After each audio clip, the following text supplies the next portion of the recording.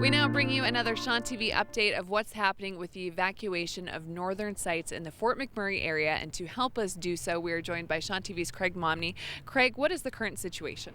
Currently, the RCMP is conducting convoys from those northern sites. As of 6 a.m. on May 6th, they began taking convoys of 50 cars 20 kilometers south from those sites down 63, and from that point they'll let those cars go off on their own and they'll just start the process over again. And I understand your car was left on the road. Do you know what's happening with your own vehicle at the moment? I honestly don't know. I left my car around the Taganova area because I did run out of gas. We hopped in another car and we were making the same trip that these people are now making today.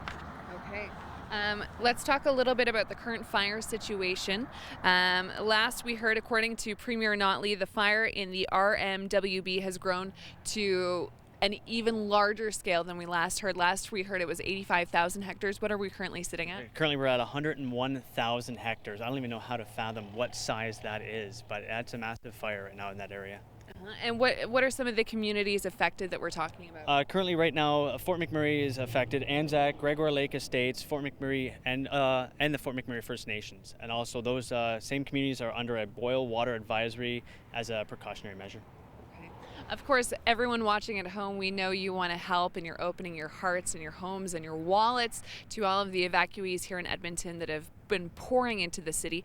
Craig, there's a number of ways that people can get involved and help make donations and contributions. How can they do so? Well, to help, a number of financial institutions are opening up some sort of financial help for these people, like BMO, you got the CIBC, HSBC, Laurentian Bank, National Bank, just to name a few. People can just go into their banks and say, I want to donate or help out the Wood Buffalo fire relief, and that's how they can do so, as well as the texting, right? Yes, and just speaking with your own friends and family and those affected that you've been in close communication with, what are they most in need of right now? I think they're most needed of the necessities, like toiletries, clothes on their back. They don't need like their cars or anything like that. Yeah. They just want stuff that they actually need for daily basis, like toothpaste, just the basics, right? Well, thank you, Craig, so much for joining us and for helping us with this update. Now, of course, the easiest way to make a donation is to go to redcross.ca or to text 30333, and that will make a $5 donation in your name to the Red Cross as well. Thanks for joining us.